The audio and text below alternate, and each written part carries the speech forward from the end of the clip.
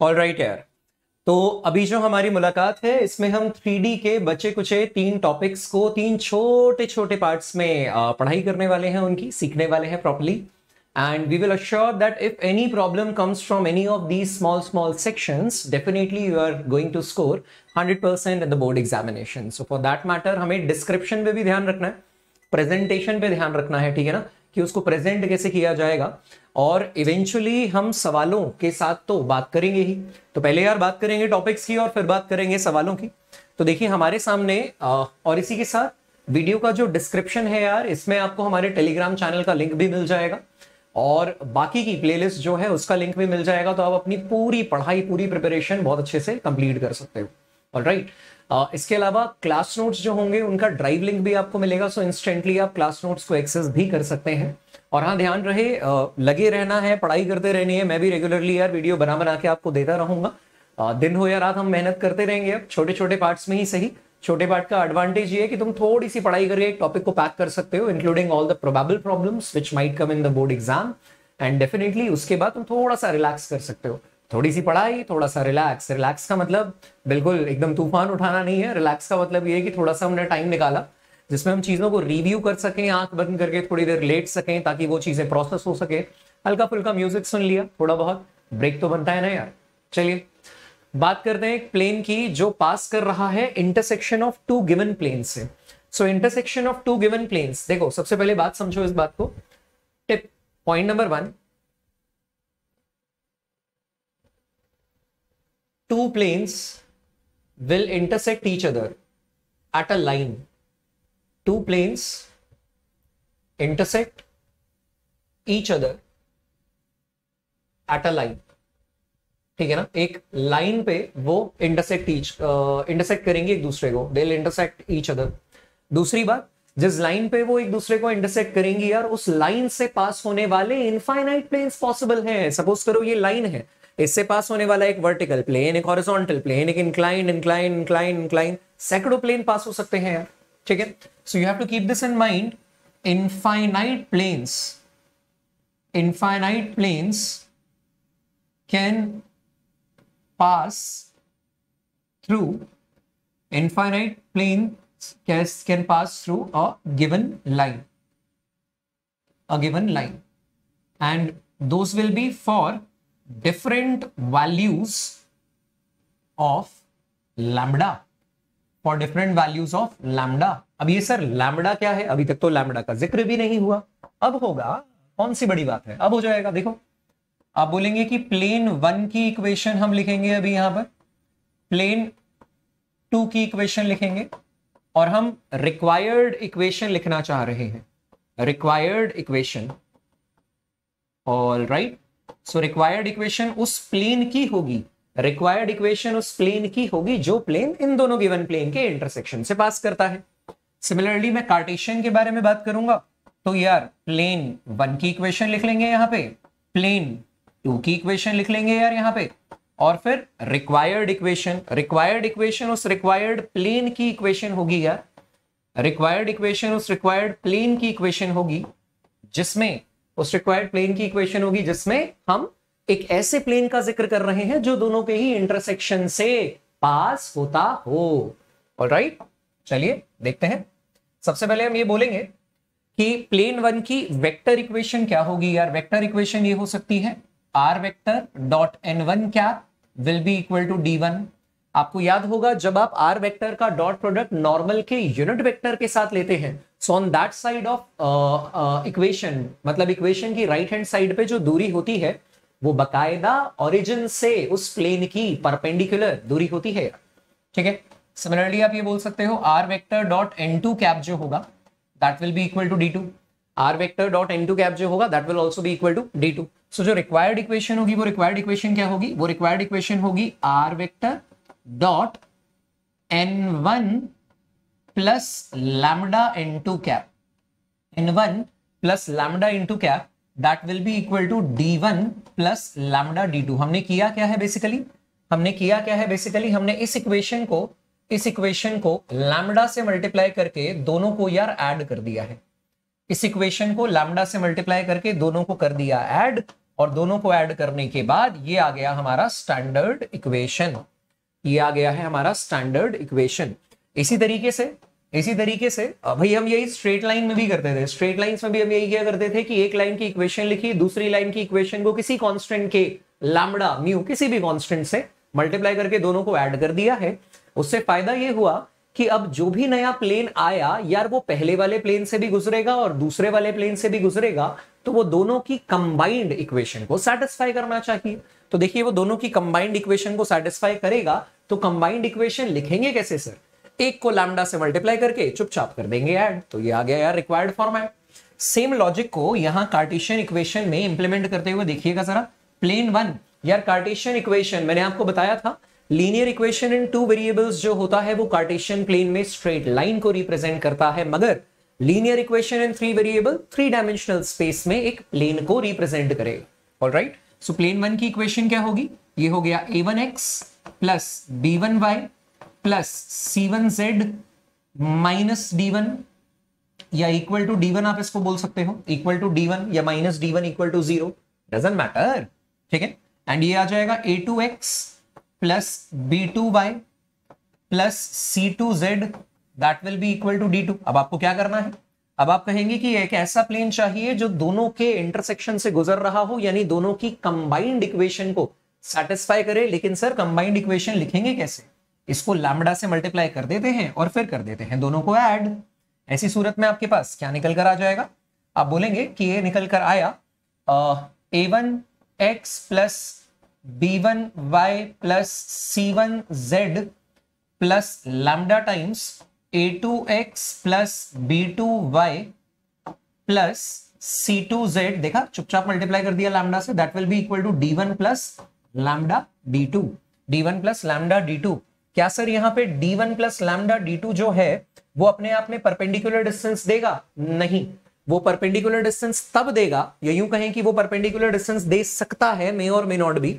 वो perpendicular distance तब देगा जब आप इस पूरी इक्वेशन को ऐसे फॉर्म में कन्वर्ट कर ले जहां पे जो x का कोफिशिएंट, y का कोफिशिएंट और z का कोफिशिएंट है वो डायरेक्शन कोसाइंस दे रहे हो, यानी under root of a square plus B square plus C square से डिवाइड करके, जैसा कि मैंने आपको हमारी पिछली मुलाकात तक सिखाया है।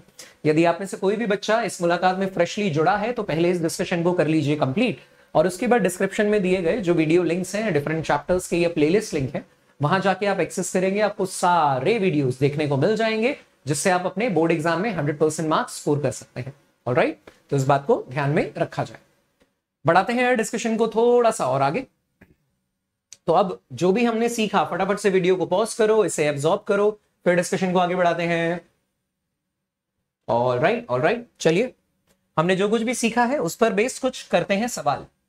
पहला सवाल क्या है? Find the vector equation of the plane passing through the intersection of this and this. दो प्लेन्स आपको दिए गए हैं और वो पॉइंट 1 1 1 से भी गुजरता हो, यानी एक लाइन और एक पॉइंट से पास होने वाला प्लेन आपको निकालना है। तो जो भी हम कंबाइंड इक्वेशन निकालेंगे बच्चा, वो कंबाइंड इक्वेशन 1 1 1 जो 1 1 1 पॉइंट है वो उसे सेटिस्फाई करना चाहिए।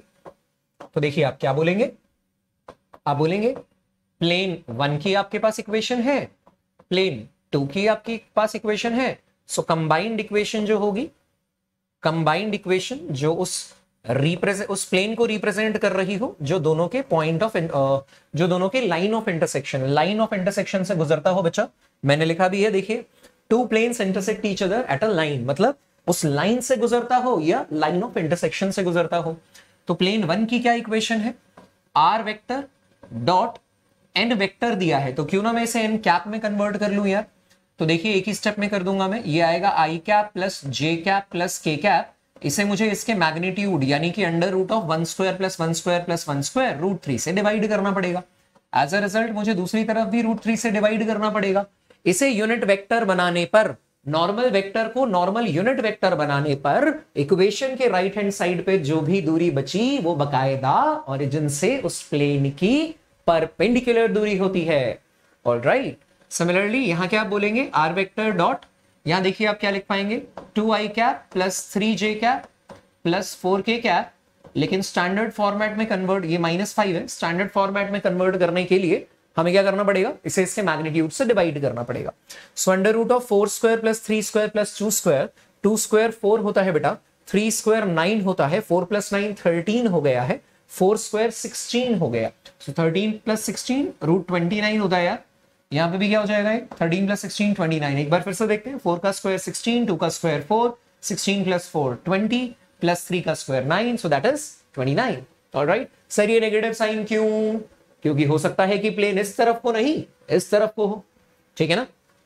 ठीक है, तो अल्टीमेटली जो कंबाइंड इक्वेशन होगी वो कंबाइंड इक्वेशन क्या होगी यार, वो होगी are vector n1 plus lambda n2 यानी I cap plus J cap plus K cap by root 3 n1 plus lambda n2। और लैम्डा की डिफरेंट वैल्यूज के लिए, लैम्डा की डिफरेंट वैल्यूज के लिए आप ये बोल दोगे कि सर लैम्डा की डिफरेंट वैल्यूज के लिए ये डिफरेंट इक्वेशंस देगा। 6 by root 3 minus 5 by root 29 lambda, 6 by root 3 plus lambda into minus 5 by root 29। Now अब क्या बोलेंगे सर, ये जो पॉइंट है नाउ P 1,1,1 should satisfy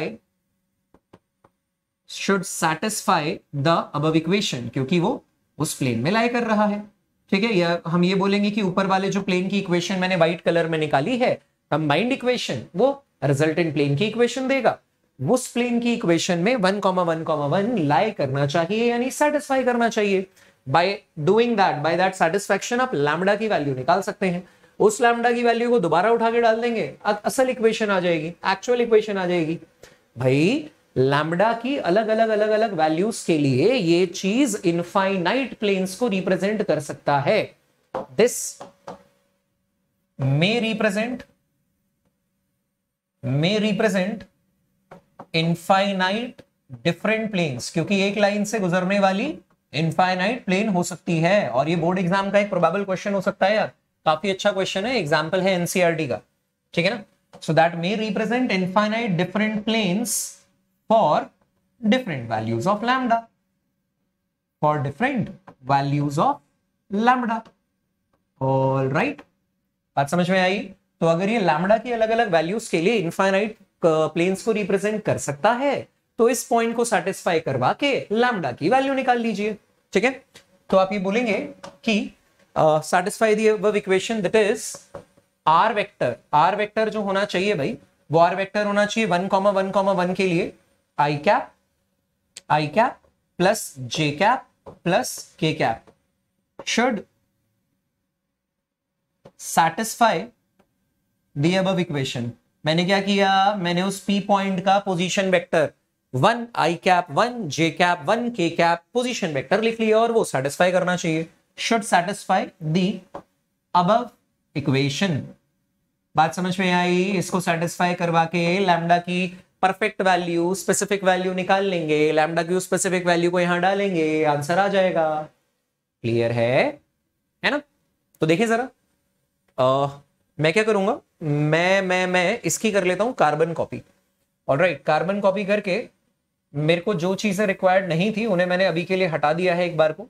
ठीक है, और ये सेटिस्फाई करना चाहिए, तो ये सेटिस्फाई करना चाहिए, तो मैं कॉन्टिन्यूड वर्जन दिखा रहा हूं आपको, देखिए। ठीक है, तो आप ये बोलेंगे कि आर वेक्टर जो है आई cap plus J cap plus K cap, उसे आप यहां रख दीजिए। देखिए ये आएगा I cap plus J cap plus K cap. ठीक है, इसका डॉट प्रोडक्ट लेना चाहिए मुझे, जरा ध्यान से देखिएगा। यहां ये 1/√3, मतलब अगर आप आई कैप का कोफिशिएंट लिखना चाहेंगे तो ये पहले वाली टर्म से आएगा 1/√3 प्लस दूसरी वाली टर्म से आएगा 2/√29। सो 1/√3 प्लस 2/√29। सिमिलरली जब आप जे कैप, और लैम्डा भी है यार, लैम्डा 2 λ/√29 प्लस जे कैप का कोफिशिएंट लिखना चाहेंगे तो यहां से आएगा 1/√3 प्लस सामने से क्या आ जाएगा 3 λ/√29। सिमिलरली प्लस के कैप का कोफिशिएंट लिखना चाहेंगे तो वो फिर से आ जाएगा भाई 1/√3 प्लस यहां आ जाएगा देखिए 4 λ/√29। √29। ऑल राइट, बात समझ में आई? ठीक है। And that will be equal to ये क्या है, 6/√3 माइनस 5 लैम्डा बाय √29। ठीक है, दिख रहा है लंबा सा, सॉल्व हो जाएगा इजीली। मैंने क्या किया, मैंने कहा ये इक्वेशन, इस वाली इक्वेशन में आर वेक्टर डाल के सेटिस्फाई करना चाहिए। तो देखो इसको उठा के डाल दो, सेटिस्फाई करवा दो, उठा के डाल दो, सेटिस्फाई करवा दो। तो देखिए हम क्या बोलेंगे, मैं इसको हटा देता हूं यहां से।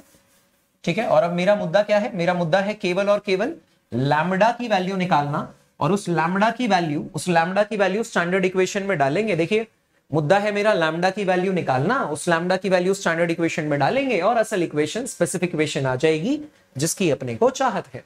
ठीक है, तो अब इसको करना है यार सॉल्व। ऑलराइट, सो देखिए डॉट प्रोडक्ट कैसे लिया जाता है, आई कैप वाले कोफिशिएंट को आई कैप वाले कोफिशिएंट यानी 1 को इससे मल्टीप्लाई करके, which means 1/√3 plus 2 lambda by √29 into 1। Alright, similarly plus यहां क्या आ जाएगा, 1/√3 plus 3 lambda by √29 into 1। J cap वाले को जे कैप के कोफिशिएंट से मल्टीप्लाई किया, प्लस के कैप वाले को 1/√3 प्लस 4 लैम्बडा बाय √29, इसको के कैप वाले से मल्टीप्लाई किया 1, and that is 6/√3 minus 5 lambda by √29। Motto clear रखना यार, लैम्बडा की वैल्यू चाहिए, लैम्बडा की वैल्यू चाहिए। तो देखिए 1/√3 प्लस 1/√3 प्लस 1/√3, 3 टाइम्स 1/√3 हो गया यार, 3 इंटू 1/√3 हो गया। ठीक है ना, 1/√3 plus 1/√3 plus 1/√3, 3 into 1/√3 plus 2 lambda plus 3 lambda, 5 lambda plus 4 lambda, ये 9 लैम्बडा बाय √29 आया यार। ठीक है ना, 4 3 7 plus 2 9, and that is equal to 6/√3 minus 5 lambda by √29। तो जरा ध्यान से देखिएगा, 9 लैम्बडा बाय √29 और ये आ जाएगा प्लस 5 लैम्बडा बाय √29। ये नेगेटिव टर्म इधर चली जाएगी, मोटो क्लियर रखना यार, लैम्बडा निकालना है।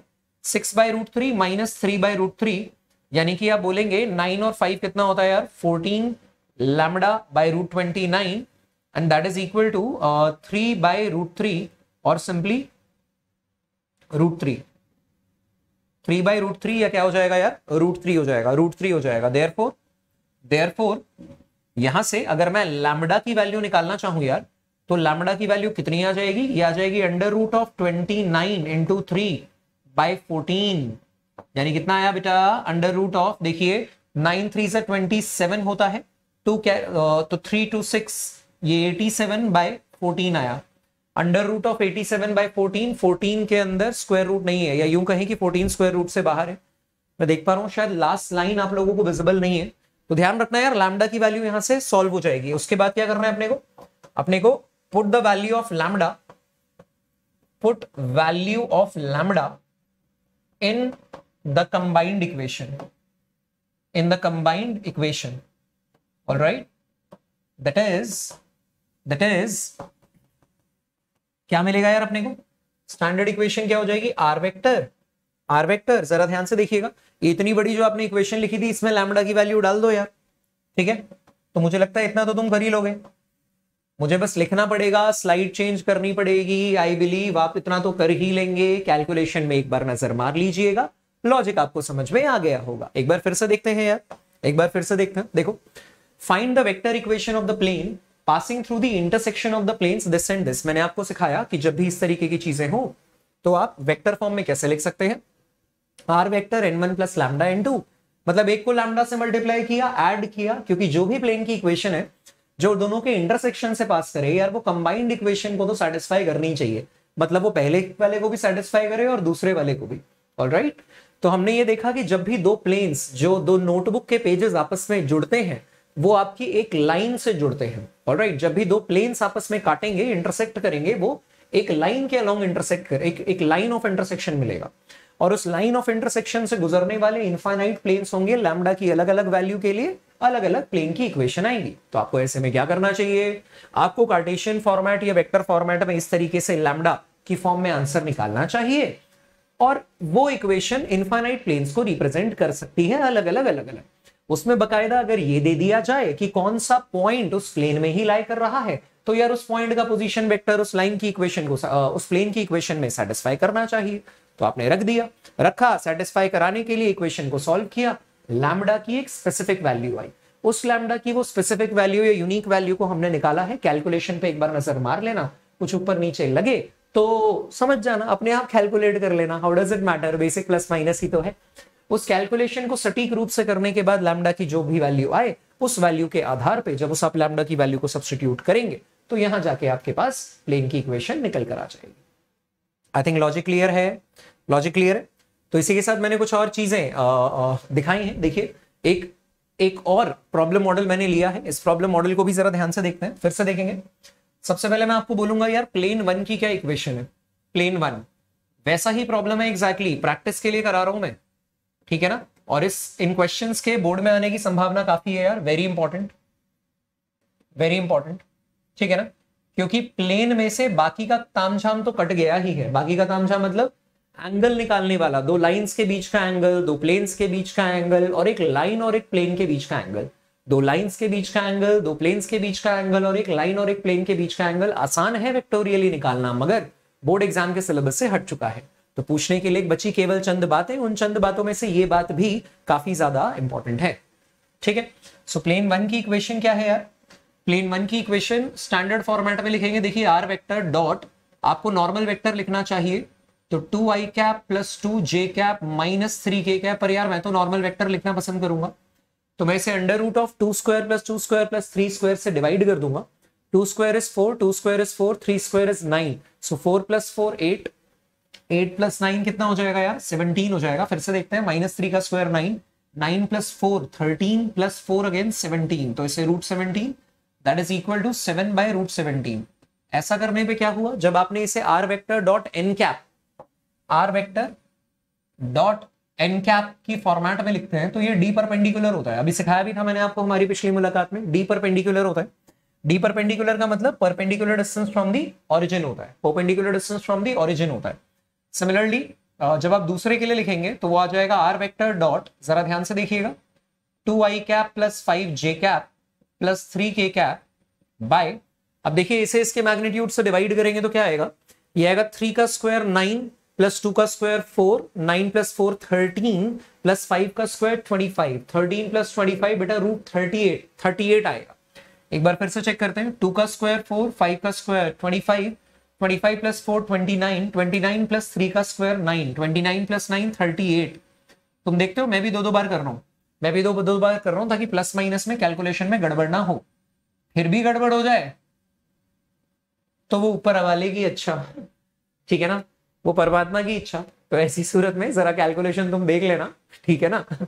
चलो अभी क्या करना है यार, हम बोलेंगे कि सर ऐसी प्लेन की इक्वेशन जो इन दोनों के पॉइंट ऑफ इंटरसेक्शन से पास होती हो, तो मैं लैम्डा ले लूंगा, इसमें लैम्डा से मल्टीप्लाई करके फिर दोनों को जोड़ दिया जाएगा, ऐड कर दिया जाएगा। तो आप ये बोलेंगे कि ये निकल कर आएगा आर वेक्टर डॉट, देखिएगा जरा देखिएगा, आप कहेंगे it is 2i cap plus 2j cap minus 3k cap by root 17, ठीक है ना, plus lambda into 2i cap plus 5j cap plus 3k cap by root 38, all right, that is equal to 7 by root 17 plus 9 lambda by root 38। मुझको लगता है बात समझ में आ गई होगी।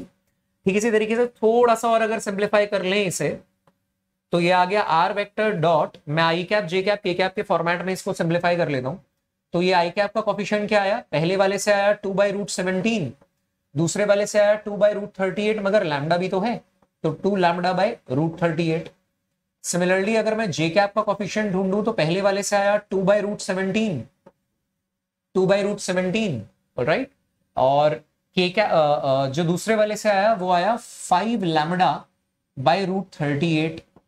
सिमिलरली जब के कैप का कोफिशिएंट होगा तो पहले वाले से आएगा -3 by root 17, -3 by root 17, plus जो दूसरे वाले से आएगा वो आएगा 3 लैम्डा बाई रूट 38, ठीक है, and that is equal to 7 by root 17 plus 9 lambda by root 38। मुझको लगता है बात समझ में आ गई होगी, ठीक है। तो ये क्या निकल कर आ गया, ये निकल कर आ गया है आपका इक्वेशन आ गई है आपकी प्लेन की, एक ऐसा प्लेन जो दोनों के इंटरसेक्शन से पास होता हो। मगर फिर से दोहराना चाहूंगा, दो प्लेन्स का इंटरसेक्शन बोले तो एक लाइन, और एक लाइन से पास होने वाले कितने प्लेन? इनफाइनाइट। तो सर लैम्डा की विभिन्न प्रकार की वैल्यू के कारण अलग अलग अलग अलग प्लेन की इक्वेशन आएंगी, अलग अलग लैम्डा की वैल्यू अलग अलग इक्वेशन देगी। पर अपने को तो ऐसी चाहिए ना जिसमें 213 जो है वो लाई करे। Now the point 213 should lie in the plane. As per the question, that should lie in the plane. That is, आप ये बोलेंगे कि इसका जो पोजीशन वेक्टर है r वेक्टर इक्वल्स टू, इसका पोजीशन वेक्टर क्या होगा? 2i cap plus j cap plus 3k cap must satisfy the plane. That must satisfy the plane, उसको प्लेन को सैटिस्फाई करना ही होगा। सो हम इस आर वेक्टर में देखिए लास्ट वाली इक्वेशन, आर वेक्टर की जगह लिखते हैं 2i cap plus j cap plus 3k cap, और इसका डॉट प्रोडक्ट ले लेते हैं भाई किसके साथ? इसके साथ। ये जो भी इक्वेशन है, देखिए इक्वेशन क्या है, छोटा सा फॉर्मेट में लिख देता हूं मैं आई कैप, ये आ जाएगा 2/√17 प्लस 2 लैम्डा बाय √38, आगे ना। सिमिलरली आ जाएगा j कैप, क्या लिखेंगे यार इसे?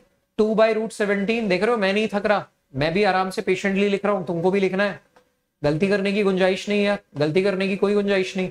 प्लस k कैप, पहले वाला क्या हो जाएगा? This is -3/√17 plus 3 lambda by √38, and that is equal to इन दोनों का डॉट प्रोडक्ट किसके बराबर आना चाहिए यार? 7/√17 प्लस 9 लैम्डा बाय √38। ये दिखता बड़ा कॉम्प्लिकेटेड है यार, हो सकता है कॉम्प्लिकेटेड हो भी, ठीक है ना, पर अपने को तो हारना नहीं है, आराम से करते रहना है। अब आई कैप वाले को आई कैप से मल्टीप्लाई करेंगे तो यार, तो ये आ जाएगा 2/√17 प्लस 2 लैम्डा। मोटो क्लियर रखना, लैम्डा निकालना है यार, लैम्डा निकालना है और उसे फिर जनरल इक्वेशन में यहां पे डालना है। लैम्डा निकाल के उसे इस जनरल इक्वेशन यहां पर डालना पड़ेगा, इस जनरल इक्वेशन में यहां पर डालना पड़ेगा। बोलो बात समझ में आई? चलो देखते हैं। टेढ़ा बना दिया बॉक्स मैंने थोड़ा सा, शायद मैं टेढ़ा लिख रहा हूं। प्लस सिमिलरली इसके जे कैप के कोफिशिएंट यानी कि 1 को सामने वाले के जे कैप के कोफिशिएंट, इसका मतलब 2/√17 प्लस 5 लैम्डा बाय √38, इससे मल्टीप्लाई करना पड़ेगा। सिमिलरली इसके के कैप कोफिशिएंट यानी कि 3 को सामने वाले के कैप कोफिशिएंट यानी -3/√17 प्लस 3 लैम्डा बाय √38 से मल्टीप्लाई करना पड़ेगा। मोटो क्लियर रखना, लैम्डा निकालना चाहते हो। ये आ गया 7/√17 प्लस 9 लैम्डा बाय √38, ठीक है भाई। 7/√17 प्लस 9 लैम्डा बाय √38। सर आप हर बार इसको इतना कॉम्प्लिकेटेड क्यों कर रहे हैं? डायरेक्शन को साइन में क्यों कन्वर्ट कर रहे हैं? रेशो में ही रहने दो यार। मैं डायरेक्शन को साइन में इसलिए कन्वर्ट कर रहा हूं ताकि ये ना इनके परपेंडिकुलर डिस्टेंसेस हो। These are the perpendicular distances from origin. ये दोनों ना ऑरिजिन से परपेंडिकुलर डिस्टेंस होने चाहिए, ठीक है। बहुत ज्यादा फर्क नहीं पड़ रहा यार, आदत डालनी है कि हर बार स्टैंडर्ड फॉर्मेट में करना अच्छा रहता है, ठीक है भाई। चलो देखो फिर क्या होगा। अब यहां से आ गया 2 × 2 4/√17। देखो मैं पहले √17 वाले को सॉल्व करता हूं। ये आ गया 4, यहां से आ गया 2 × 1 2, और वहां से आ गया -9। ये आ गए सारे √17 वाले सॉरी या 4 + 2, 2 × 2 4 प्लस 2 × 1 2 प्लस 3 × -3 यानी कि -9। प्लस अगर मैं लैम्डा बाय √38 वाले को देखूं जरा ध्यान से, तो उसका कोफिशिएंट देखना, लैम्डा बाय √38 का यहां से आ जाएगा 2 × 2 4, वहां से आ जाएगा प्लस 5 × 1 5, और यहां से आ जाएगा plus 3 × 3 9। Alright, that is equal to 7/√17 and it is plus 9 lambda by √38। I think you can get the value of lambda from here. निकाल लोगे ना यार? निकाल लो, लैम्डा की वैल्यू से सॉल्व करो, 2 स्टेप में आंसर आएगा। उस लैम्डा की वैल्यू को उठा के यहां डालो, अगले ही स्टेप में प्लेन की इक्वेशन आ जाएगी यार। एक ऐसा प्लेन जो दोनों के इंटरसेक्शन से पास होता हो और उस पॉइंट से भी गुजरता हो। मुझको लगता है प्रोसेस आपको क्लियर होगा, है ना? तो चलो, इस छोटी सी वीडियो के माध्यम से आपने फटाफट से बोर्ड का कर लिया है एक इंपॉर्टेंट क्वेश्चन खत्म, उसको कर लिया है तैयार। आज के दिन जितनी भी पढ़ाई कर रहे हो, रात को सोने से पहले उसे रिव्यू करके जरूर सोना है। कोई भी छोटा मोटा पार्ट आपका मिस ना हो, इसके चलते मैंने वीडियो के डिस्क्रिप्शन में बाकी के सारे लिंक्स भी जो है वो डाल देने हैं, ठीक है। क्लास नोट्स के लिंक्स भी आपको मिल जाएंगे। और इतना ही नहीं है, मैंने और भी YouTube पे बहुत सारे प्लेटफॉर्म पे फिजिक्स और मैथ्स के जो कंटेंट है उसको डिलीवर किया है। तो अगर आप मुझसे और भी कोई कॉन्सेप्ट पढ़ना चाहते हैं, आपको सिंपली YouTube पर टाइप करना है this concept bye Abhilash sir या अभिलाष झा सर, आपको डेफिनेटली काफी सारा कंटेंट प्रिपेयर करने को मिलेगा। ऑलराइट, तब तक के लिए ऑल द बेस्ट। जल्दी मिलते हैं कुछ और नए गहरे और अच्छे कॉन्सेप्ट्स के साथ जिनकी बोर्ड एग्जाम में आने की प्रोबेबिलिटी भी 100% हो। Alright, all the best, bye bye.